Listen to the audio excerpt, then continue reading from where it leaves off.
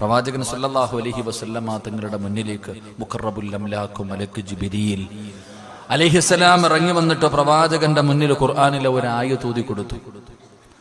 അല്ലാഹുവിന്റെ പ്രവാചകന്റെ മുന്നിലേക്ക് ജിബ്രീൽ എന്ന് പറയുന്ന മലക്ക് കടന്നു വന്നിട്ട് ഓതി കൊടുത്തു. ഇദാ ജാഅ നസ്റുല്ലാഹി വൽ ഫത്ഹ് വറഅയ്ത അന്നാസ യദ്ഖുലൂന ഫീ ദീനില്ലാഹി അഫ്വാജാ ഫസബ്ബിഹു ബിഹംദി റബ്ബിക വസ്തഗ്ഫിറുഹു ഇന്നഹു കാന തവ്വാബാ. ഈ ഒരു ചെറിയ സൂറത്ത് നമ്മൾ എല്ലാവരും ഓതുന്നവരാ. എല്ലാവർക്കും അറിയാം, എല്ലാവർക്കും ഓതാൻ അറിയുന്ന ഒരു സൂറത്ത്. അള്ളാഹു പഠിക്കാൻ ഭാഗ്യം തരുമാറാകട്ടെ.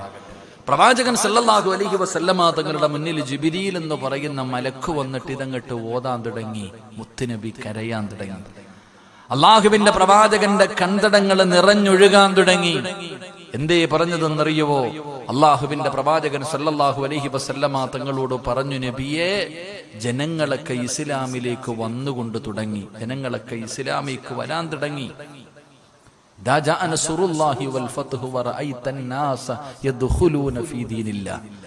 അള്ളാഹുവിന്റെ ദീനിലേക്ക് ജനങ്ങൾ മുഴുവനും നാനാഭാഗങ്ങളിൽ നിന്ന് ഇസ്ലാമിലേക്ക് ജനങ്ങൾ ഇങ്ങനെ ഒഴുകാൻ തുടങ്ങി. നബിയെ, അവിടെന്ന് പറഞ്ഞു കൊടുത്തു, ഫസബ്ബിഹു ബിഹംദി റബ്ബിക. അവിടെന്ന് പറഞ്ഞു കൊടുത്തു, പ്രവാചകനോട് പറഞ്ഞു, നബിയെ, അവിടെന്ന് പറയുകയാ, ഫസബ്ബിഹു ബിഹംദി റബ്ബിക വസ്തഗ്ഫിറുഹു ഇന്നഹു കാന തവ്വാബ. അവിടെന്ന് പറഞ്ഞു കൊടുത്തു, നബിയെ, പോകാൻ സമയമായി, ഒരുങ്ങിക്കോ. അള്ളാഹുവിന്റെ പ്രവാചകന്റെ മുന്നിൽ ജിബ്രീൽ എന്ന് പറയുന്ന മലക്ക് വന്നിട്ട് പറയാ, നബിയെ, പ്രവാചകന്റെ ജോലി കഴിഞ്ഞു, ഇസ്ലാമിലേക്ക് ജനങ്ങൾ നാനാഭാഗങ്ങളിൽ നിന്ന് വന്നു തുടങ്ങി, ഇനി ഒരു പ്രവാചകന്റെ ആവശ്യമില്ല. അതുകൊണ്ട് നബിയെ, അള്ളാഹുവിന്റെ അടുക്കിലേക്ക് മടങ്ങാൻ സമയമായി, തയ്യാറെടുത്തോ. ഫസബ്ബിഹു ബിഹംദി റബ്ബിക. അള്ളാഹുവിന്റെ അടുക്കിലേക്ക് മടങ്ങാൻ സമയമായി നബി, അതുകൊണ്ട് ഒരുങ്ങിക്കോ. പിന്നെന്തേ അള്ളാഹു പറയുന്നത്? ഫസബ്ബിഹു ബിഹംദി റബ്ബിക വസ്തഗ്ഫിറുഹു. മുത്തുനബിയോട് പറഞ്ഞു കൊടുത്തു ഇസ്തിഗ്ഫാർ അധികരിപ്പിക്കാൻ. അള്ളാഹുവിന്റെ പ്രവാചകനോട് പരിശുദ്ധമായ ഖുർആൻ പറഞ്ഞു, നബിയെ, അള്ളാഹുവിലേക്ക് മടങ്ങാൻ സമയമായി, മരണം അടുത്ത്, നബിയെ, ഒരുങ്ങിക്കോ, യാത്രയ്ക്ക് തയ്യാറായിക്കോ. നബിയെ, ഇസ്തിഗ്ഫാറുകൾ അധികരിപ്പിക്കും, നബിയെ, ഇബാദത്തുകൾ അധികരിപ്പിക്കും, നബിയെ. അള്ളാഹുവിലേക്ക് മടങ്ങാൻ സമയമായെന്ന് ജിബ്രീൽ അലൈഹിസ്സലാം വന്നിട്ട് അവിടെ നിന്ന് ഊതി കൊടുക്കുമ്പോ അള്ളാഹുവിന്റെ പ്രവാചകന്റെ കണ്ണുകളെ നിറയുകയാണ്. അള്ളാഹുവിലേക്ക് മടങ്ങാൻ സമയമായല്ലോ. എന്റെ പ്രിയമുള്ളവരെ, പ്രവാചകൻ പിന്നെ ഇബാദത്തുകൾ അധികരിപ്പിക്കാൻ തുടങ്ങി. അള്ളാന്റെ റസൂല് സാധാരണ ചെയ്യുന്നതിനേക്കാളും ഇബാദത്തുകൾ അധികരിപ്പിച്ചു. പാതിരാത്രി എഴുന്നേറ്റ് നിൽക്കാൻ തുടങ്ങി. ഏത് വരെ എന്ന് വെച്ചാൽ മുത്തുനബിയുടെ കാല് നീര് കെട്ടുന്ന രീതിയിൽ നിന്ന് നിസ്കരിക്കുകയാ. ആയിഷാ ബീബി റളിയല്ലാഹു തആല അൻഹ ചോദിക്കുന്നു, യാ റസൂലല്ലാഹ്, എന്തിനാ നബിയെ ഇങ്ങനെ നിസ്കരിക്കുന്നത്? എല്ലാ പാപങ്ങളും അല്ലാഹു പുറത്തു തന്നല്ലോ. അങ്ങല്ലേ സ്വർഗത്തിന്റെ വാതില് തുറക്കുന്നത്. ഈ കാല് നീര് കെട്ടുന്ന രീതിയിൽ എന്തിനാ ഇങ്ങനെ നിസ്കരിക്കുന്നത്? അല്ലാഹുവിന്റെ റസൂല് പറഞ്ഞു, ആയിഷാ, അനകൂന അബ്ദൻ ശകൂറാ, അള്ളാഹുവിനോട് നന്ദിയുള്ള ഒരടിമയാകണ്ടേ ആയിഷ. അവിടെ നിന്ന് മുത്തുനബി പറഞ്ഞു കൊടുക്കുകയാണ്. പ്രവാചകൻ പിന്നെ ഇബാദത്തുകൾ അധികരിപ്പിക്കാൻ തുടങ്ങി. എല്ലാ റമളാൻ മാസത്തിലും ഒരു ഖത്തം ഓതുന്ന പ്രവാചകന് അള്ളാഹുവേ 2 പ്രാവശ്യം ജിബ്രീൽ അലൈഹിസ്സലാമിന് ഖുർആൻ ഓതി കൊടുത്തു. എല്ലാം അവിടെ നിന്ന് ദൗറ ചെയ്തു. എന്റെ പ്രിയമുള്ളവരെ, ഇബാദത്തുകൾ അധികരിപ്പിക്കാൻ തുടങ്ങി. പ്രവാചകന് മരണത്തിന് വേണ്ടി ഒരുങ്ങുകയാണ്. അതുകൊണ്ട് പരിശുദ്ധമായ ഓരോ റബീഉൽ അവ്വൽ കടന്നു വരുമ്പോഴും സഹോദരാ, നീ പഠിക്കേണ്ട ഒരു പാഠമെന്തെന്നറിയുമോ? മുത്തുനബി പോലും പോയെങ്കിൽ ഒരു ദിവസം നീയും പോകേണ്ടവനാണ്. നീ മരണത്തിലേക്ക് അടുത്തുകൊണ്ടിരിക്കുകയാണ്. ഒരു കൊല്ലം കൂടെ മരണത്തിലേക്ക് അടുത്തു, ഖബറിലേക്ക് അടുത്തു. അസ്റായിൽ റബ്ബിന്റെ തീരുമാനം കാത്തു നിൽക്കുകയാണ്. എപ്പോഴെവിടെ വെച്ചാ വരുന്നതെന്നറിയില്ല. അതുകൊണ്ട് എന്റെ പ്രിയപ്പെട്ടവരോട് പറയുകയാ, ഒരുങ്ങിക്കോ, മരണത്തിന് വേണ്ടി തയ്യാറെടുത്തോ. അള്ളാഹുവിന്റെ മുന്നിൽ മുന്നിലേക്ക് മടങ്ങാ സമയമായി. എല്ലാ തിരക്കുകളും മാറ്റിവെച്ചിട്ട് പോകേണ്ടി വരും, എല്ലാ സന്തോഷങ്ങളും മാറ്റിവെച്ചിട്ട് പോകേണ്ടി വരും. അതുകൊണ്ട് ഉമ്മമാരോട്, പെങ്ങന്മാരോട്, ചെറുപ്പക്കാരോട്, വാപ്പമാരോട്, കുട്ടികളോട്, എന്നോട്, ഉസ്താദന്മാരോട്, എല്ലാവരോടും പറയുകയാ, ഒരുങ്ങിക്കോ മരണത്തിന് വേണ്ടി, തയ്യാറെടുത്തോ മരണത്തിന് വേണ്ടി. നിലവിളിക്കണ്ട, അവിടെ കിടന്ന് പൊട്ടിക്കരയണ്ട, അസ്റായിലിനോട് യാചിക്കണ്ട, എനിക്ക് സമയന്താ ഒന്നും ചെയ്തു വെക്കാൻ കഴിഞ്ഞില്ലെന്ന് കരയണ്ട മോനെ. അതിനു വേണ്ടി അപരാധിപ്പെടണ്ട. മഹാനായ സയ്യിദുനാ അബൂ ഹുറൈറ റളിയല്ലാഹു തആല അൻഹു, ആ പേര് മറക്കാൻ കഴിയുമോ? അല്ലാഹുവേ, ഏത് ഹദീസിന്റെ കിതാബ് എടുത്താൽ അബൂ ഹുറൈറ തങ്ങളുടെ പേരില്ലാത്ത ഹദീസ് കാണൂല. ഏറ്റവും കൂടുതൽ ഹദീസ് റിപ്പോർട്ട് ചെയ്ത സ്വഹാബിയാണ് അബൂ ഹുറൈറ. അബൂ ഹുറൈറ റളിയല്ലാഹു തആല അൻഹു മരിക്കാൻ കിടക്കുകയാണ്, സക്കറാത്തിന്റെ അവസ്ഥയിൽ കിടക്കുകയാണ്. ആ സമയത്ത് വല്ലാതെ കരയുകയാ. അബൂ ഹുറൈറ തങ്ങൾ കിടന്ന് കരയുകയാ. കരയുന്നത് കണ്ടപ്പോ കാണാമെന്നവര് ചോദിച്ചു, അല്ല അബൂ ഹുറൈറ, എന്തിനാ കരയുന്നത്? മരിക്കാനുള്ള പേടി കൊണ്ടാണോ? അബൂ ഹുറൈറ തങ്ങൾ പറഞ്ഞു, മരിക്കാനുള്ള പേടിയുണ്ടല്ല, എന്റെ കയ്യിൽ കൊണ്ടുപോകാനൊന്നുമില്ലല്ലോ. അള്ളാന്റെ മുന്നിലേക്ക് പോകുമ്പോ കൊണ്ടുപോകാൻ എന്റെ കയ്യിലൊന്നുമില്ലല്ലോ. ഇതാരാ പറഞ്ഞതെന്നറിയോ? അബൂ ഹുറൈറ റളിയല്ലാഹു തആല അൻഹു.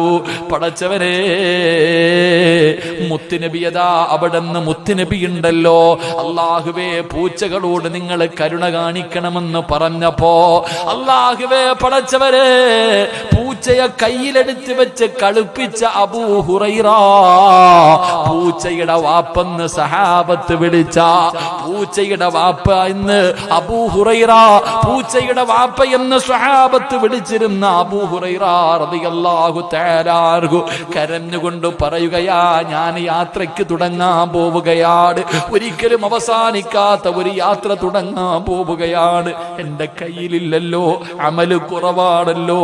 അബൂ ഹുറൈറ തങ്ങള് കരഞ്ഞുകൊണ്ട് പറഞ്ഞു എന്ന് ചരിത്രം പറയുമ്പോ, ഈ സദസ്സിലിരിക്കുന്നവരെ, ഞാനും മരണത്തിലേക്ക് 33 വർഷം കഴിഞ്ഞു, ഞാനും അടുത്തിരിക്കുകയാണ്, നിങ്ങളും അടുത്തിരിക്കുകയാണ്. കൊണ്ടുപോകാൻ നിന്റെ കയ്യിൽ എന്തുണ്ട്? കൊണ്ടുപോകാൻ എന്തി കരുതി വെച്ചിട്ടുണ്ട്? സഹോദരിമാരോട് സ്നേഹത്തോട് ചോദിക്കുകയാ, ഇന്ന് രാത്രി മരിച്ചാ സ്വർഗം കിട്ടാൻ എന്തുണ്ടുമ്മ? ഇന്ന് രാത്രി നിങ്ങൾ ആരെങ്കിലും മരിച്ചു പോയാൽ സ്വർഗം കിട്ടാൻ നിന്റെ കയ്യിൽ ഒരമല് പറ, നിന്റെ കയ്യിൽ ഇരുന്നതും അല്ലാഹു സ്വീകരിച്ചെന്ന് പറയാൻ എന്ത് കഴിവാ നമുക്കുള്ളത്? എന്റെ പ്രിയമുള്ളവരെ, അതുകൊണ്ട് പറയുകയാ, ഒരുങ്ങിക്കോ.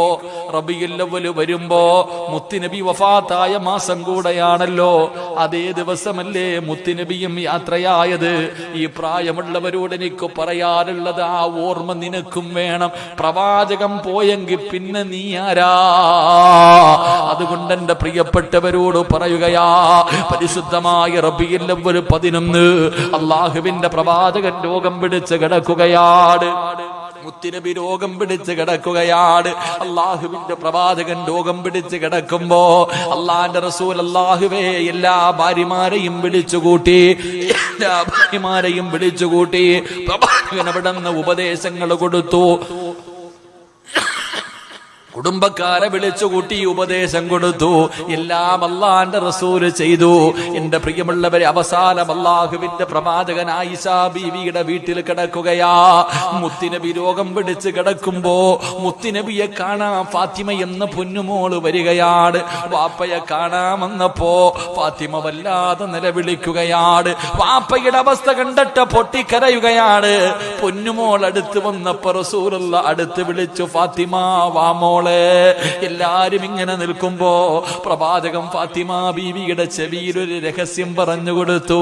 എന്തേ രഹസ്യമെന്നറിയോ?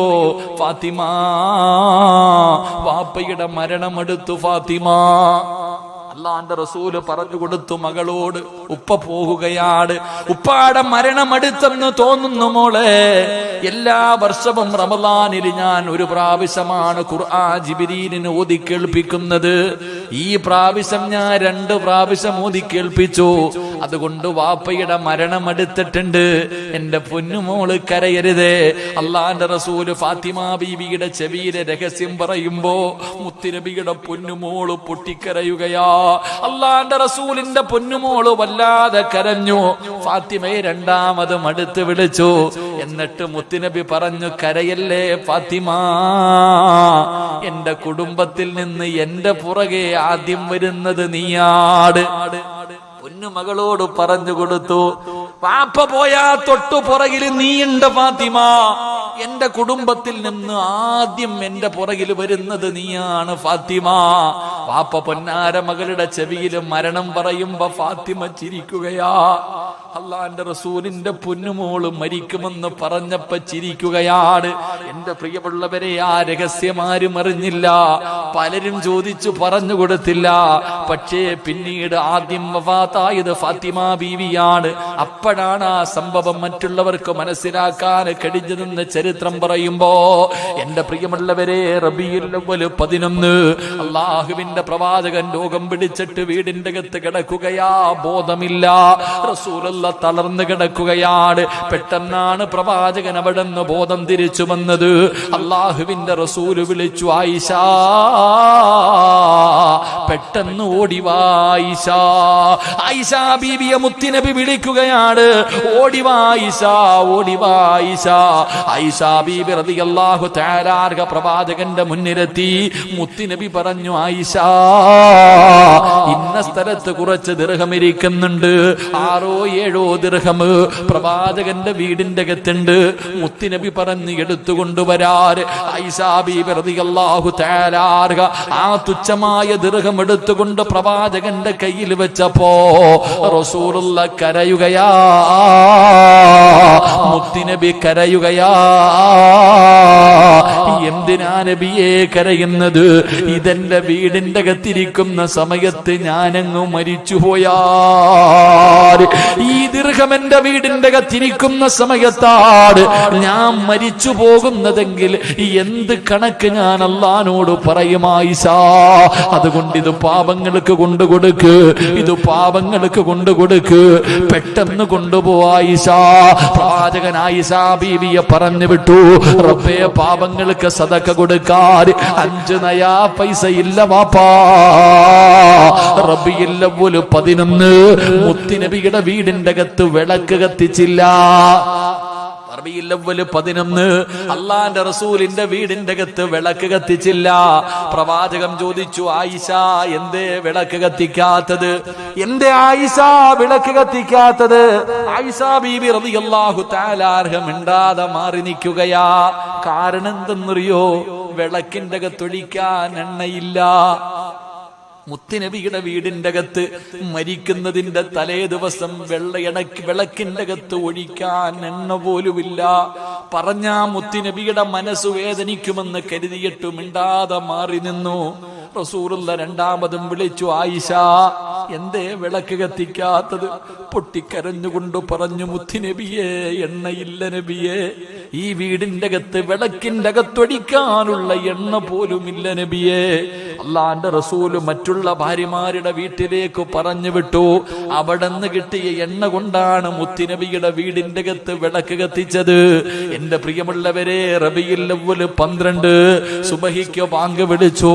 അള്ളാഹുവിന്റെ പ്രവാചകന് പള്ളിക്കകത്ത് നമസ്കാരം നടക്കുമ്പോ പ്രവാചകൻ പറഞ്ഞു, ആയിഷ, ആ കർട്ടനൊന്നു മാറ്റാ ആയിഷ. ആയിഷ ബീബി റളിയല്ലാഹു തആല അൻഹ കർട്ടൻ മാറ്റുകയാണ്. മുത്തുനബി സ്വഹാബികളെ നോക്കി. അബൂബക്കർ തങ്ങൾ ഇമാമത്ത് നിൽക്കുന്നുണ്ട്. സ്വഹാബികൾ എല്ലാവരും പുറകിൽ നിന്ന് നിസ്കരിക്കുന്നുണ്ട്. പ്രവാചകൻ ഓരോ സ്വഹാബിയും നോക്കി, ഓരോ സഹാബിയെയും നോക്കി. സലാം വീട്ടാ സമയമായപ്പോ പ്രവാചകൻ പറഞ്ഞു, ആയിഷ, കട്ടന് തിരിച്ചിട്. എന്റെ പ്രിയമുള്ളവരെ, റബീഉൽ അവ്വൽ 12 രാവിലെ പ്രവാചകന്റെ രോഗത്തിന് നല്ല ശമനം വന്നു. അബൂബക്കർ സിദ്ദീഖ് തങ്ങളെ കാണാമെന്നു. പ്രവാചകന്റെ രോഗം കുറഞ്ഞെന്ന് പറഞ്ഞ അബൂബക്കർ തങ്ങളുടെ യാത്ര തുടങ്ങി. എന്റെ പ്രിയമുള്ളവരെ, കുറെ സമയം കഴിയുമ്പോ അല്ലാഹുവിന്റെ പ്രവാചകന് പെട്ടെന്ന് പനിയങ്ങു കൂടുകയാണ്. റബ്ബേ, രോഗമങ്ങു കൂടി. പ്രവാചകനതാ വീടിന്റെ അകത്ത് തളർന്നു കിടക്കുകയാ. ആയിഷാ ബീവി ഇരുന്ന് കരയുന്നുണ്ട്, ഫാത്തിമ ബീവി ഇരുന്ന് കരയുന്നുണ്ട്. അല്ലാഹുവിന്റെ പ്രവാചകൻ ഇങ്ങനെ കിടക്കുകയാണ്, തളർന്നു ഉറങ്ങുകയാണ്. ആ സമയത്താണ് വീടിന്റെ കവാടത്തിൽ ഒരു സലാം കേൾക്കുന്നു. അസ്സലാമു അലൈക യാ അഹ്ല ബൈത്തിൻ നുബുവ ഇഫ്തഹിൽ ബാബ്. വീടിന്റെ കവാടത്തിൽ വന്ന് നിന്ന് ആരോ സലാം പറയുകയാ. അല്ലാഹുവിന്റെ പ്രവാചകന്റെ കുടുംബമേ, വാതിലൊന്ന് തുറക്കുവോ, വാതിലൊന്ന് തുറക്കുവോ. അല്ലാഹുവിന്റെ പ്രവാചകന്റെ വീടിന്റെ കവാടത്തിൽ വന്ന് സലാം പറയുമ്പോ ഫാത്തിമ ബീബി റളിയല്ലാഹു തആല അൻഹ വിളിച്ചു പറയുകയാ, എന്റെ വാപ്പയ്ക്ക് സുഖമില്ല, എന്റെ വാപ്പ തളർന്നു കിടക്കുകയാ, നിങ്ങൾ പോയിട്ട് പിന്നെയൊന്ന് വരുവോ, പോയിട്ട് പിന്നെയൊന്ന് വരുവോ? ഫാത്തിമ ബീബി വിളിച്ചു പറഞ്ഞു, പടച്ചവരെ, കുറെ സമയം കഴിഞ്ഞു. രണ്ടാമതും വീടിന്റെ കവാടത്തിൽ അതേ മനുഷ്യൻ തന്നെ സലാം പറയുകയാ. അപ്പോഴും ഫാത്തിമ പറഞ്ഞു, എന്റെ ഉപ്പയ്ക്ക് വേദന സഹിക്കാൻ കഴിയുന്നില്ല, എന്റെ ഉപ്പ രോഗം പിടിച്ച് കിടക്കുകയാ, തളർന്നു കിടന്ന് ഉറങ്ങുകയാ, നിങ്ങൾ പോയിട്ട് പിന്നെയൊന്ന് വരുവോ? അല്ലാഹുവേ, കുറച്ച് സമയം കഴിഞ്ഞു. മൂന്നാമതും വീടിന്റെ കവാടത്തിൽ അസ്സലാമു അലൈക്കും യാ അഹ്ല ബൈത്തിൻ നുബുവ ഇഫ്തഹിൽ ബാബ്. വീടിന്റെ മുന്നിലതാ സലാം പറയുന്നത് കേൾക്കുമ്പോ മുത്തുനബി പറഞ്ഞു, മോളെ ഫാത്തിമ, വാതിൽ തുറക്കുമോളെ, വാതിൽ തുറക്കുമോളെ. ഫാത്തിമ ബീവി റളിയല്ലാഹു തആല അൻഹ വാതിൽ തുറക്കുകയാ. ആരാ കടന്നു വന്നതെന്നറിയോ? മലക്കുൽ മൗത്ത് അസ്റായീൽ എന്ന് പറയുന്ന മലക്ക് മുത്തുനബിയുടെ ചാരത്തേക്ക് കടന്നു വന്ന് സലാം പറഞ്ഞു. അല്ലാഹുവിന്റെ റസൂൽ ചോദിച്ചു, അസ്റായീലേ, എന്നെ കാണാമെന്നതാണോ? എന്നെ കാണാമെന്നതാണോ? യാ റസൂലല്ലാഹ്, അങ്ങനെ വാദം തന്നാൽ അങ്ങയുടെ റൂഹ് പിടിക്കാൻ അല്ലാഹു പറഞ്ഞു വിട്ടതാ, ഇല്ലെങ്കിൽ സന്ദർശിച്ചു മടങ്ങാമെന്നതാണ്. മുത്തുനബി അവിടെ അനുവാദം കൊടുക്കുകയാ. അസ്റായീലേ, എന്റെ റൂഹ് പിടിച്ചു അസ്റായീൽ. അല്ലാഹുവിന്റെ പ്രവാചകന്റെ റൂഹ് പിടിക്കാൻ അസ്റായീൽ തുടങ്ങി. പടച്ചവരെ, മുത്തുനബി കിടന്നു പിടയുകയാ. മുത്തുനബി കരയാൻ തുടങ്ങി. മരണവേദന സഹിക്കാൻ കഴിയാതെ പ്രവാചകന് പിടയാൻ തുടങ്ങി. അല്ലാഹുവിന്റെ റസൂല് ചോദിക്കുന്നു, അസ്റായീലേ, ഒന്ന് പതുക്കെ പിടിക്കുമോ അസ്റായീൽ? എനിക്ക് വേദനിക്കുന്നു അസ്റായീൽ, എനിക്ക് വേദനിക്കുന്നു അസ്റായീൽ, ഒന്ന് പതുക്കെ പിടിക്ക് അസ്റായീൽ. മുത്തുനബി അവിടെ നിന്ന് പറയുമ്പോ അസ്റായീൽ എന്ന മലക്ക് കരയുകയാ. അസ്റായീൽ എന്ന മലക്ക് കരയുകയാ. യാ റസൂലല്ലാഹ്,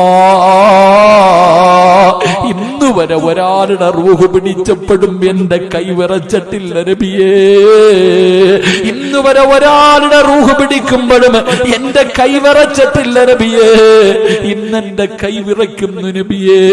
ഇതിനെക്കാളും മയമായി പിടിക്കാൻ, ഇതിനെക്കാളും മയമായിട്ട് പിടിക്കാൻ എനിക്കറിയില്ല നബിയേ. അസ്റായീൽ പോലും കരയുകയാ. അല്ലാഹുവിന്റെ പ്രവാചകന് ചരിത്രം പറയുന്നു, മുത്തുനബി എഴുന്നേക്കും തിരിച്ചു കിടക്കും, മുത്തുനബി എഴുന്നേക്കും തിരിച്ചു കിടക്കും. റസൂലുള്ള മരണവേദന സഹിക്കാൻ കഴിയാതെ പിടയുന്നത് കണ്ടപ്പോ ആയിഷ ബീബി റളിയല്ലാഹു തആല അൻഹ, ഫാത്തിമ ബീബി റളിയല്ലാഹു തആല അൻഹ വാപ്പയുടെ ചാരത്തിരുന്നിട്ട് ഫാത്തിമ ബീബി ഉപ്പാടെ ശരീരം ഇങ്ങനെ തടകുകയാ. ചൂടുവെള്ളത്തിൽ തുണി മുക്കിയിട്ട് വെച്ച് കൊടുക്കുകയാണ്. ആയിഷ ബീബി റളിയല്ലാഹു തആല അൻഹ മുത്തുനബിയുടെ തലയെടുത്തും മടിയിൽ വെച്ചു അല്ലാഹുവിന്റെ റസൂലിന്റെ മുഖത്തിങ്ങനെ തുടച്ചു കൊടുക്കുകയാ. എന്റെ പ്രിയപ്പെട്ടവരെ, ആ സമയത്ത് അല്ലാഹുവിന്റെ റസൂല് പറഞ്ഞതെന്തെന്നറിയോ? ഈ സദസ്സിലിരിക്കുന്നവർക്ക് പഠിക്കാൻ പറയുകയാ. തന്റെ വീടിന്റെ അകത്തിരുന്ന അവസാനത്തെ ഒരു രൂപ പോലും സദക്ക കൊടുത്ത മുത്തുനബി ഉണ്ടല്ലോ, ആ റൂഹ് പിടിച്ചുകൊണ്ടിരിക്കുന്ന സമയത്ത് ഈ പ്രപഞ്ചം മുഴുവനും സൃഷ്ടിക്കാൻ കാരണക്കാരനായ അസ്റഫുൽ ഖൽഖ് നബി മുഹമ്മദ് മുസ്തഫ സല്ലല്ലാഹു അലൈഹി വസല്ലമ തങ്ങള് ആയിഷ ബീവിയോട് പറഞ്ഞു കൊടുത്തത് എന്തെന്നറിയുമോ? ആയിഷ, ഇന്നലിൽ മൗത്ത് ലസകറാ, മരണത്തിന് വല്ലാത്ത വേദനയായിഷ, മരണത്തിന് വല്ലാത്ത വേദനയായിഷ. അല്ലാഹുവിന്റെ പ്രവാചകൻ അവിടെന്ന് പറഞ്ഞു കൊടുക്കുകയാ. മുത്തുനബി അവിടെന്ന് ഉപദേശിച്ചു കൊടുത്തു. മുത്തുനബിയുടെ മുഖം ഇങ്ങനെ വെള്ളം കൊണ്ട് തടകുകയാണ്. പ്രവാചകൻ ഇങ്ങനെ ചെറുതായിട്ട് എഴുന്നേറ്റു. ആയിഷാ ബീവിയുടെ നെഞ്ചിലിങ്ങനെ ചാരിയിരിക്കുകയാണ്. മുത്തുനബി തന്നെ വെള്ളം കോരി മുഖത്തെ കുടിക്കുകയാണ്. പടച്ചവരെ, ആ സമയത്താണ് ഒരു സ്വഹാബി കടന്നു വരുന്നത്. അബ്ദുറഹ്മാൻ എന്ന് പറയുന്ന സ്വഹാബി ഉണ്ടല്ലോ, മുത്തുനബിയുടെ വീട്ടിലേക്ക് കയറി വന്നു. പ്രവാചകൻ ആയിഷാ ബീവിയുടെ മുഖത്ത് നോക്കി, ആ സ്വഹാബിയുടെ കയ്യിൽ നോക്കി. ഒരു മിസ്വാക്കിരിക്കുന്നുണ്ട്. ആയിഷാ ബീവിക്ക് മനസ്സിലായി പ്രവാചകന് പല്ല് തേക്കാൻ ആഗ്രഹമുണ്ട്. കൂടപ്പറപ്പിന്റെ കയ്യിൽ നിന്ന് മിസ്വാക്ക് വാങ്ങിയിട്ട് പ്രവാചകന്റെ കയ്യിൽ വെച്ചു കൊടുത്തു. പക്ഷേ റസൂലുള്ളാഹിന്റെ കൈ അനങ്ങുന്നില്ല. സ്വന്തമായിട്ട് പല്ല് തേക്കാൻ കഴിയുന്നില്ല. അല്ലാഹുവിന്റെ പ്രവാചകൻ ഇങ്ങനെ ആയിഷാ ബീവിയുടെ മുഖത്ത് നോക്കുമ്പോ ആയിഷാ ബീവി റളിയല്ലാഹു തആല അൻഹ ആ മിസ്വാക്ക് എടുത്തിട്ട് മുത്തുനബി അതാ തന്റെ വായ്ക്കകത്ത് വെച്ച് കടിക്കുകയാ. മിസ്വാക്ക് എടുത്ത് തന്റെ വായ്ക്കകത്ത് വെച്ച് കടിച്ചു പാകമാക്കി. എന്നിട്ട് റബ്ബേ, തന്റെ ഭർത്താവിനെ നെഞ്ചിലിങ്ങനെ ചാരിക്കടന്നു. അല്ലാഹുവിന്റെ റസൂൽ ആയിഷാ ബീവിയുടെ നെഞ്ചത്തിങ്ങനെ ചാരിക്കടക്കുമ്പോ ഉമ്മ കുഞ്ഞുങ്ങളുടെ പല്ല് തേച്ച് കൊടുക്കുന്നത് പോലെ മഹദി ആയിഷ പട്ടിണി കിടന്ന ആയിഷ, തിന്നാ ഭക്ഷണമില്ലാത്ത മുത്തുനബിയുടെ തലയിൽ തലോടിക്കൊണ്ട് കൂടെ കിടന്ന ആയിഷ, ആയിഷാ ബീവി റളിയല്ലാഹു തആല അൻഹ തന്റെ പ്രിയപ്പെട്ട ഭർത്താവായ മുത്തുനബിക്ക് പല്ല് തേച്ച് കൊടുക്കുകയാ. അതാടാ മോനെ, അതാടാ ചെറുപ്പക്കാരാ, പഠിക്കണം പെങ്ങള്, പഠിക്കണം പെങ്ങള്. അന്ന് ആയിഷാ ബീവിക്ക് 50 വയസ്സില്ല, 10 16 വയസ്സേ ഉള്ളെന്ന് ചരിത്രം പറയുന്നു. 20 വയസ്സിന്റെ താഴെ മാത്രമാണെന്ന് ആയിഷയ്ക്ക് പ്രായം. ആയിഷാ ബീവിക്ക് മനസ്സിലായി എന്തിനാണ് തന്റെ ഭർത്താവ് നോക്കിയതെന്ന്. അല്ലാഹുവിന്റെ പ്രവാചകന് വഫാത്തായപ്പോ അവസാനമായിട്ട് പ്രവാചകന്റെ തൊണ്ടയ്ക്ക് താഴെ പോയത് സംസം വെള്ളമല്ല. ആയിഷാ ബീവി പറയുന്നുണ്ട്, ഞാൻ എത്ര വലിയ ഭാഗ്യവതിയാ, ഞാൻ എത്ര വലിയ ഭാഗ്യവതിയാ. ആയിഷാ ബീവിക്ക് മക്കളില്ലായിരുന്നു. അല്ലാഹ് ആയിഷാ ബീവിക്ക് മക്കൾ കൊടുത്തില്ല. ആയിഷാ ബീവി പറയുന്നു, എന്നെക്കാളും ഭാഗ്യമുള്ള ഒരാളുമില്ല. കാരണം മുത്തുനബി കടന്ന് വഫാത്തായത് എന്റെ മടിത്തട്ടില. മുത്തുനബിയുടെ തൊണ്ടയ്ക്ക് താഴെ അവസാനം ഇറങ്ങിയത് എന്റെ ഉമ്മനീരാ, എന്റെ ഉമ്മനീരാ. മിസ്വാക്ക് വായിക്കകത്ത് വെച്ച് ചവച്ചരച്ചിട്ടാ മിസ്വാക്കാണ് തേച്ചു കൊടുത്തത്. അല്ലാഹുവിന്റെ റസൂൽ തുപ്പിയില്ലാതെ വിഴുങ്ങി. മുത്തുനബി അവിടെന്ന് വിഴുങ്ങി. പെങ്ങളെ, പെങ്ങളെ, നീ പഠിക്കണം പൊന്നുമോളെ. അല്ലാഹുവിന്റെ പ്രവാചകൻ ഒരിക്കൽ ഒരു ഗ്ലാസ് പാല് കൈ കിട്ടിയപ്പോ ആയിഷയോട് പറഞ്ഞു, കുടിക്ക ആയിഷ. ആയിഷാ ബീബി റളിയല്ലാഹു തആല അൻഹ കുടിച്ചിട്ട് തിരിച്ചു കൊടുത്തപ്പോ മുത്തുനബി നോക്കുകയാണ്. ആ ഗ്ലാസിന്റെ ചുറ്റുഭാഗം മുഴുവനും തെരഞ്ഞു നോക്കി. ആയിഷാ ബീബി ചോദിച്ചു, എന്തേ നബിയെ തെരയുന്നത്? മോളെ, നിന്റെ ചുണ്ട് വെച്ച സ്ഥലം തിരയുകയാ. നീ എവിടെയാണ് ചുണ്ട് വെച്ച് കുടിച്ചതെന്ന് തിരയുകയാ. അള്ളാന്റെ റസൂല് കണ്ടെത്തി. മുത്തുനബി ആയിഷാ ബീബി കുടിച്ച അതേ സ്ഥലത്ത് ചുണ്ട് വെച്ചിട്ട് പാല് കുടിച്ചെന്ന് ചരിത്രം പറയുമ്പോ ആയിഷാ ബീബിയുടെ ഉമ്മനീര് മുത്തുനബിയുടെ അവസാനമായി തൊണ്ടയ്ക്ക് താഴെ ഇറങ്ങി. എന്റെ പ്രിയമുള്ള സഹോദരാ, റൂഹ് പിടിച്ച് അവസാനം തന്റെ നെഞ്ചിന്റെ ഭാഗമെത്തി. ആ സമയത്ത് റബ്ബേ, അല്ലാഹുവിന്റെ പ്രവാചകന്റെ വളർത്തുമകന് സെയ്ദ് റളിയല്ലാഹു തആല അൻഹു മുത്തുനബിയുടെ കൂടെ ചെറുപ്രായത്തിൽ കിട്ടിയതാണ്. ഖദീജ ബീവി വിവാഹം കഴിച്ചപ്പോൾ കിട്ടിയതാണ്. ആ സെയ്ദ് റളിയല്ലാഹു തആല അൻഹു പ്രവാചകന്റെ വീടിന്റെ കവാടത്തിൽ ഇങ്ങനെ വന്നപ്പോ മുത്തുനബിയുടെ കൈയനങ്ങുകയാ. മുത്തുനബിയുടെ കൈയനങ്ങുകയാ. എന്തിനാ കൈയനങ്ങിയതെന്നറിയോ? അല്ലാഹുവിന്റെ റസൂൽ ഇങ്ങനെ ആംഗ്യം കാണിക്കുന്നു. മോനെ സെയ്ദേ, എനിക്ക് വേണ്ടിയൊന്ന് ദുആ ചെയ്യുമോനെ.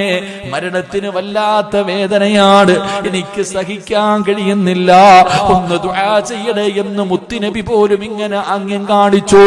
അവസാനം റബ്ബേ, റസൂലുള്ളാഹിന്റെ ചുണ്ടുകൾ ചലിച്ചു. പ്രവാചകൻ ഈ ലോകത്തോട് യാത്ര പറയുകയാ. ഈ ലോകത്തോട് യാത്ര പറയുകയാ. അല്ലാഹുവിന്റെ റസൂലിന്റെ വീടിന്റെ അകത്തൊരു വല്ലാത്ത തേങ്ങല് കേട്ടു. മുത്തുനബിയുടെ വീടിന്റെ അകത്ത് വല്ലാത്ത തേങ്ങല് കേട്ടു. സുബ്ഹാനല്ലാഹ്. മദീനയുടെ മണൽത്തരികൾ പോലും കരയുകയാ. മദീനയുടെ മണൽത്തരികൾ പോലും, പടച്ചവരെ, വൃക്ഷങ്ങൾ പോലും, ഇലകൾ പോലും മദീനയിൽ വല്ലാത്ത ഒരു തേങ്ങല് കേൾക്കുകയാണ്. കാട്ടുതീ പടരുന്നത് പോലെ, കാട്ടുതീ പടരുന്നത് പോലെ റബ്ബേ, മദീന മുഴുവനും പ്രവാചകന്റെ മരണമങ്ങ് വഫാത്തങ്ങ് പരക്കുകയാ. പടച്ചവനെ, പിന്നെ പറയേണ്ടതില്ലല്ലോ, പിന്നെ പറയാൻ കഴിയില്ല. അവിടെ നടന്ന സംഭവങ്ങൾ പറയാനുള്ള ധൈര്യം നമുക്കില്ലല്ലോ. അതുകൊണ്ട് എന്റെ പ്രിയമുള്ളവരോട്, ഞാനും നിങ്ങളും ഒരു ദിവസം പോകേണ്ടവരാ. മുത്തുനബി പോലും ആയിഷാ മരണത്തിന് വല്ലാത്ത വേദനയാണ്. ആയിഷാ മുത്തുനബി പോലും കരഞ്ഞുകൊണ്ട് പറഞ്ഞു പോയെങ്കില്, അല്ലാഹുവേ, നിങ്ങളുടെ അവസ്ഥ എന്താണെന്ന് ഞങ്ങൾക്കറിയില്ല തമ്പുരാന്. നിങ്ങളുടെ മരണവേദന നീ കുറച്ചു തരണേ അല്ലാ. നീ ഞങ്ങളോട് കരുണ കാണിക്കണേ അല്ലാ. ഞങ്ങൾ ചെയ്ത പാപത്തിന്റെ പേരില് ഞങ്ങളുടെ ആഖിബത്ത് നീ മോശമാക്കല്ലേ അല്ലാ. അല്ലാഹു നമ്മളെ രക്ഷപ്പെടുത്തുമാറാകട്ടെ. മഹാനായി നബി മുഹമ്മദ് മുസ്തഫ അല്ലാഹുവിന്റെ റസൂലിന്റെ വഫാത്ത്, എന്റെ പ്രിയമുള്ളവരെ, വാക്കി പറയാൻ നമ്മളെ കൊണ്ട് കഴിയില്ല. പിന്നെ മദീനത്ത് നടന്ന രംഗങ്ങൾ പറയാൻ നമ്മളെ കൊണ്ടൊന്നും കഴിയില്ല. അത് വായിച്ചെടുക്കുമ്പോഴേ നമ്മുടെ കണ്ണുകൾ നിറയും. അല്ലാഹു നമുക്ക് ഈമാൻ തരുമാറാകട്ടെ. അല്ലാഹു ഈമാൻ തരുമാറാകട്ടെ. അതുകൊണ്ട് എനിക്ക് നിങ്ങളോട് പറയാനുള്ളത്, എല്ലാവരും ഒരു ദിവസം പോകേണ്ടവരാ. ഞാനാണോ നിങ്ങളാണോ? ചിലപ്പോൾ നിങ്ങളാകാം, ചിലപ്പോൾ ഞാനാകാം. ആരാ ആദ്യം പോകുന്നത് എന്ന് പറയാൻ നമുക്കറിയില്ലല്ലോ. അല്ലാഹുവല്ലേ തീരുമാനിക്കുന്നത്. പക്ഷെ എപ്പോഴാണെങ്കിലും, ആദ്യമാണെങ്കിലും ശേഷമാണെങ്കിലും, എപ്പോൾ മരിച്ചാലും ഈമാനോടുകൂടിയുള്ളൊരു മരണം അല്ലാഹു നൽകി അനുഗ്രഹിക്കുമാറാകട്ടെ. അല്ലാഹു നൽകി അനുഗ്രഹിക്കുമാറാകട്ടെ. അതുകൊണ്ട് എൻ്റെ പ്രിയമുള്ള സഹോദരങ്ങളെ, നമുക്ക് ദുആ ചെയ്യാം. അല്ലാഹുവിനോട് ആത്മാർത്ഥമായി തൗബ ചെയ്യാം. ഒരുപാട് പേര് ദുആ കൊണ്ട് വസിയ്യത്ത്, ലൈവിലൂടെയൊക്കെ നൂറുകണക്കിന് പേര്, അല്ലാഹുവേ ഉസ്താദെ ഞങ്ങളെ മറക്കരുത്, ഇന്നത്തെ ദുആയിൽ ഞങ്ങളെ ഉൾപ്പെടുത്തണം, കാത്തിരിക്കുന്നുണ്ട്. ഇൻഷാ അല്ലാഹ് നമുക്ക് അവർക്കെല്ലാം വേണ്ടി ദുആ ചെയ്ത് സന്തോഷത്തോടുകൂടി പിരിയാം. അല്ലാഹു നമ്മുടെ ഈ സദസ്സ് അവൻ ഇഷ്ടപ്പെട്ട ഒരു സദസ്സായി അല്ലാഹു സ്വീകരിക്കുമാറാകട്ടെ. എൻ്റെ പ്രിയമുള്ളവരെ, ബഹുമാന്യനായ ഉസ്താദ് അവറുകളൊന്ന് പറഞ്ഞു, മഴ പെയ്ത് കഴിഞ്ഞാൽ ഉസ്താദെ ഇവിടുത്തെ വിദ്യാർത്ഥികളൊക്കെ നനയുകയാണ്. ഈ ബിൽഡിങ്ങിന്റെ പണി ഇപ്പോഴെങ്ങാനും തുടങ്ങുന്നുണ്ടോ? അതോ ഭക്ഷണത്തിന്റെ പൈസ പിടിച്ചാൽ മതി? എന്റെ പ്രിയമുള്ള സഹോദരങ്ങളെ, ഉസ്താദ് അവിടുകൾ പറഞ്ഞു, മഴ പെയ്തു കഴിഞ്ഞാൽ നനയും ഉസ്താദെ. മുതഅല്ലിമീങ്ങൾ ആര്? അള്ളാന്റെ ഖുർആൻ പഠിക്കുന്ന മക്കൾ, അള്ളാഹുവിന്റെ ഖുർആൻ പഠിക്കുന്ന, അള്ളാഹു ആദരിച്ച അള്ളാന്റെ കുടുംബക്കാരായ മക്കൾ. ഈ മക്കൾ മഴ പെയ്യുന്ന സമയത്തൊക്കെ ചോർന്നൊലിക്കുക വല്ലാത്തൊരു പരിതാപകരമായ അവസ്ഥയില. ആ മക്കള് വീടും നാടെല്ലാം കളഞ്ഞിട്ട് വന്ന് കിടക്കുന്നത് ഇല്ലാഞ്ഞിട്ടൊന്നുമല്ല, ഇൽമിനോടുള്ള മഹബത്ത്, ഹാഫിളാകാനുള്ള ആഗ്രഹം കൊണ്ടാണ്. അതുകൊണ്ട് എൻ്റെ പ്രിയമുള്ള സഹോദരങ്ങളെ, നിങ്ങൾക്ക് അള്ളാഹു ഒരു പ്രതിഫലം ഞാൻ പറയാം. ഈ ഇരിക്കണ 33 മക്കളുണ്ട് ഇവിടെ. ഈ 33 മക്കളിൽ ഇന്ന് ഖുർആൻ ഓതിയ ആ മകൻ, അവൻ യതീമ. ആ യതീമായ മകനാണെങ്കിലും അവൻ അള്ളാഹു കൊടുക്കുന്ന ഭാഗ്യം, അവന് 40 പേരെ സ്വർഗത്തിൽ കൊണ്ടുപോകാനുള്ള ഒരു ഭാഗ്യമാണ്. അള്ളാഹുവിന്റെ പരിശുദ്ധമായ ഖുർആന് കാണാതെ പഠിച്ച അവന് ഇഷ്ടമുള്ള 40 പേരെ കൊണ്ടുപോകാം. ഈ ഇരിക്കണ ഓരോ മക്കൾക്കും അവർ ഖുർആൻ പഠിച്ച ഹാഫിളീങ്ങളായാൽ അവർക്ക് ഇഷ്ടമുള്ളവരെ കൊണ്ടുപോകാം. എന്റെ പ്രിയപ്പെട്ടവരോട് പറയും, നമ്മുടെ വീട്ടിൽ മക്കളുണ്ട്, നമ്മുടെ വീട്ടിൽ 3-4 മക്കളുണ്ട്. വാപ്പ അറിയാലോ സ്വഭാവമൊക്കെ. നമ്മുടെ മക്കളുടെ സ്വഭാവം നമുക്കറിയല്ലോ. നിസ്കരിക്കോ, ഖുർആൻ ഓതുവോ, സലാത്ത് പറയുവോ, നല്ല കാര്യങ്ങൾ ചെയ്യുവോ, നിന്റെ മയ്യത്ത് ഒളിപ്പിക്കോ, അതെങ്കിലും നോക്ക്. ഇത്രയും കാലം നീയൊക്കെ ജീവിച്ചത്, നമ്മളൊക്കെ ജീവിച്ച് നമ്മുടെ മക്കൾക്ക് വേണ്ടി. നമ്മൾ മരിച്ച നമ്മുടെ മയ്യത്ത് കുളിപ്പിക്കാൻ നമ്മുടെ മോൻ അറിയോ? മയ്യത്ത് നിസ്കരിക്കാൻ അറിയോ? ഓരോ സഹോദരിമാരും ചിന്തിക്ക്, മോളെ എന്ന് വിളിച്ചു കൂടെ കൊണ്ട് നടക്കുന്നല്ലോ. നീ ചിന്തിച്ചു നോക്ക്, നിന്റെ മകള് നിന്റെ മയ്യത്ത് നിസ്കരിക്കുമോ? ഖബറിന്റെ ചാരത്ത് വന്ന് തെറ്റാതെ ഒരു യാസീനോദ നമ്മുടെ മക്കൾക്ക് അറിയോ? ചിന്തിച്ചു നോക്ക്. കാലഘട്ടം വളരെ മോശമാണ്. എന്റെ പ്രിയമുള്ള സഹോദരങ്ങളെ, മരിച്ചുപോയവരുടെ കടം പോലും വീറ്റാത്ത മക്കൾ. എന്റെ പ്രിയമുള്ള സഹോദരങ്ങളെ, അൽഹംദുലില്ലാ, നിങ്ങളോട് എനിക്ക് പറയാനുള്ളത്, നാളെ അള്ളാഹുവിന്റെ കോടതിയിൽ ആര് നിന്നെ നോക്കിയില്ലെങ്കിലും ഈ കാണുന്ന മക്കളിൽ ആരെങ്കിലും കാണും. നാളെ അള്ളാഹുവിന്റെ കോടതിയിൽ ഞാനും നിങ്ങളുമൊക്കെ നിൽക്കുമ്പോ, ആരും തിരിഞ്ഞു നോക്കാതെ നിൽക്കുമ്പോ, ഈ 33 മക്കളിൽ ആരെങ്കിലും ഒരാൾ വന്ന് നിന്റെ കയ്യിൽ പിടിച്ചിട്ട് പറയും, വാ വാപ്പ, ഞാൻ കൊണ്ടുപോകാം നിങ്ങളെ സ്വർഗത്തിൽ, വാ. ആരാടാ മോനെ നീ ആരാടാ? പെരിന്തൽമണ്ണയിൽ അള്ളാഹുവിന്റെ പള്ളിക്കകത്ത് ഖുർആൻ പഠിക്കാൻ കിടന്ന് നനഞ്ഞപ്പോ ഒരു ചാക്ക് സിമന്റ് വാങ്ങി തന്നത് നിങ്ങളാ വാപ്പ. എനിക്ക് നനയാതെ കിടക്കാൻ നിങ്ങൾ അധ്വാനിച്ചതിൽ നിന്നൊരു 10 രൂപ, ഒരു കല്ലൊരു കട്ട, ഒരു ചാക്ക് സിമന്റ് വാങ്ങിക്കൊടുത്തത് നിങ്ങളാ. ആ നിങ്ങളെ എനിക്ക് മറക്കാൻ പറ്റുമോ? എനിക്കിന്ന് 40 പേരെ കൊണ്ടുപോകാം, ഒരാള് നിങ്ങളാ. ഈ ഇരിക്കണം 33 മക്കളിൽ ആരെങ്കിലും ഒരാള് കാണും നിന്റെ കയ്യിൽ പിടിച്ച് സ്വർഗത്തിൽ കൊണ്ടുപോകാൻ. അള്ളാഹു ഭാഗ്യം തരുമാറാകട്ടെ, അള്ളാഹു ഭാഗ്യം തരുമാറാകട്ടെ. മരിക്കുന്ന കാലം വരെ ഈ മക്കളെ ഖുർആൻ ഓതിയ അതിന്റെ ഒരു വിഹിതം നിനക്കുള്ളതാ. അതുകൊണ്ട് എനിക്ക് നിങ്ങളോട് പറയാനുള്ളത്, ഈ കാണുന്ന ഇപ്പോഴെങ്ങുമല്ല, അതിന്റെ പണി തുടങ്ങുന്ന സമയം, ആ ബിൽഡിങ്ങിന്റെ പണി തുടങ്ങുന്ന സമയം, നിങ്ങൾക്ക് ആർക്കെങ്കിലും അള്ളാഹുവിന്റെ തൃപ്തി മാത്രം കരുതിയിട്ട് ഒരു 5 നയാ പൈസ കൊടുക്കാൻ കഴിഞ്ഞാൽ അള്ളാഹു നിനക്ക് തരുന്ന പ്രതിഫലം വഅബ്ശിറൂ ബിൽ ജന്ന, നീ സ്വർഗം കണ്ടട്ടെ മരിക്കൂ എന്ന് അള്ളാഹുവിന്റെ വിശുദ്ധ ഖുർആൻ. അള്ളാഹു നമുക്ക് ഈമാൻ തരുമാറാകട്ടെ. മരിക്കുന്ന സമയത്ത് മരണവേദന അറിയാതെ മരിക്കാം, അതിനുള്ള ഏക വഴി ഇങ്ങനെ കാണിച്ചു തരും മലക്കുകൾ. നീ കൊടുത്തതിന്റെ പ്രതിഫലം ഇതാണ്, അള്ളാഹു നിനക്ക് തരുന്ന പ്രതിഫലം. അള്ളാഹു അത് കണ്ടു മരിക്കാൻ ഭാഗ്യം നൽകുമാറാകട്ടെ. എന്റെ പ്രിയപ്പെട്ട സഹോദരിമാരെ, നിന്നോടൊക്കെ ചോദിക്കും, എന്തിനാ വഅലിന്റെ സദസ്സിൽ പോയി സ്വർണ്ണമൂരി കൊടുക്കുന്നത്?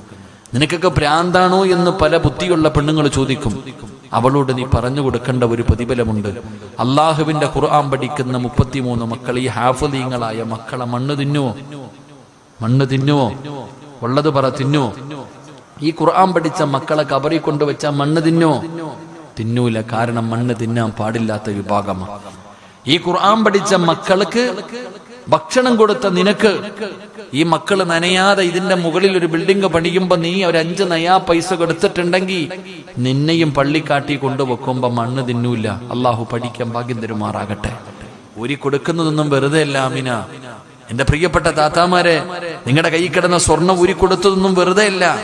ഒരുപാട് ഇട്ടവർ നിന്റെ ചുറ്റുഭാഗത്തിരിക്കുമ്പോ ആകെയുള്ള മോതിര ഊരിക്കൊടുത്ത് നീയൊന്നും സാധാരണ പെണ്ണല്ല. മണ്ണ് തിന്നാതെ ഖബറിന്റെ അകത്ത് കിടക്കുന്ന വിഭാഗമാ. മഹദിയായ ഖദീജ ബീവി റളിയല്ലാഹു തആല അൻഹയുടെ ജനാസ ഖബറിന്റെ അകത്ത് ഇറക്കി വെച്ചിട്ട് പ്രവാചകൻ സല്ലല്ലാഹു അലൈഹി വസല്ലമ തങ്ങൾ ഒരു പിടി മണ്ണ് വാരി കവിളിന്റെ താഴെ വെച്ചു. പക്ഷേ ഖദീജ ബീവിയുടെ കവിളിൽ മണ്ണ് തൊട്ടില്ല. പ്രവാചകൻ 3 പ്രാവശ്യം വെച്ചു, 3 പ്രാവശ്യവും തൊട്ടില്ല. മുത്തുനബിക്ക് അത്ഭുതമായി, എന്തുകൊണ്ട് ഖദീജയെ മണ്ണ് തൊടുന്നില്ല? മഹാനായ മുഖറബുൽ അംലാഖ് മലക്ക് ജിബ്രീൽ അലൈഹിസ്സലാം ഇറങ്ങി വന്നിട്ട് പറഞ്ഞു കൊടുത്തു, തിന്നൂല നബിയെ, ഖദീജയെ മണ്ണ് തിന്നൂല. കാരണം അള്ളാഹു ഒരുപാട് സമ്പത്ത് കൊടുത്തവളാ ഖദീജ. ആ സമ്പാദ്യം മുഴുവനും അള്ളാഹുവിന്റെ ദീനിന് വേണ്ടി കൊടുത്തവളാ ഖദീജ.